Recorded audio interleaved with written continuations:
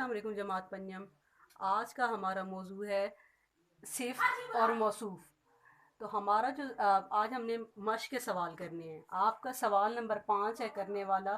तो सबसे पहले मैं आपको बताऊंगी कि सिफ़्त क्या है, इसमें सिफ़्त क्या है। इसमें से किसी भी शख्स, जगह या चीज़ की अच्छाई या बुराई को कहते हैं।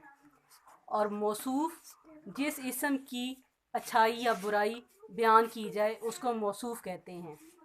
और मुरकबात ऐसे अल्फाज होते हैं जो दो या दो से ज़्यादा अल्फाज का मजमूआ होते हैं। अब यहाँ पर आपको जो लफ्ज़ दिए गए हैं, जो मुरकबात दिए गए हैं, उसमें से आपने सिफ़्त और मौसूफ़ अलग अलग करने हैं। पहला आपका है हाजी मुराद। अब इसमें से जो सिफ़्त है वो किसकी बयान हुई है? हाजी की। और मुराद क्या है? जिसकी सिर्फ बयान की जाती है वो है मुराद। अब दूसरे में है रोशन टुकड़ा। अब इसमें खूबी क्या है? रोशन है। और मौसूफ क्या है? टुकड़ा। तीसरा है आपका बुरी खबर। अब देखें, कोई भी अच्छाई या बुराई जो होती है वो मैंने आपको कहा था वो सिफ्त होती है। अब देखें यहाँ पर बुरी, अब ये देखिए अच्छाई है बुराई भी है, तो इसमें से क्या है? बुरी। तो बुरी आपकी सिफ्त है। और है क्या? बयान हुई है खबर। चौथे में है आपका नूरानी चेहरा। इसमें खूबी क्या है? नूरानी। और है क्या?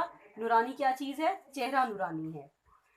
तो इस नेक्स्ट में है आपका सफ़ेद बाल। अब सफ़ेद बाल में खूबी जो है वो हुई है सफ़ेद। और हैं क्या? सफ़ेद बाल। उसके बाद छठा है अजीज़ दोस्त।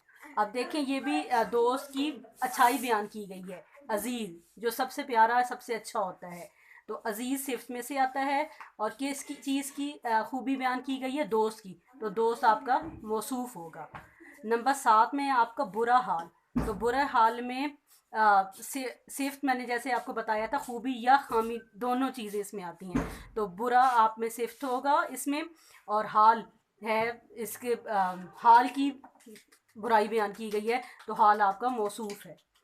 उसके बाद आपका ये तो आपका सवाल नंबर 5 पूरा हो गया। अब आपका सवाल नंबर 7 जो है वो मुतरादिफ अल्फाज है। मुतरादिफ अल्फाज कहते हैं जो हम मायनी अल्फाज होते हैं।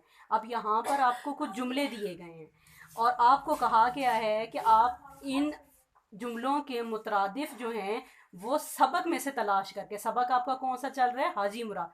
तो आप सबक में से तलाश करके लिखेंगे।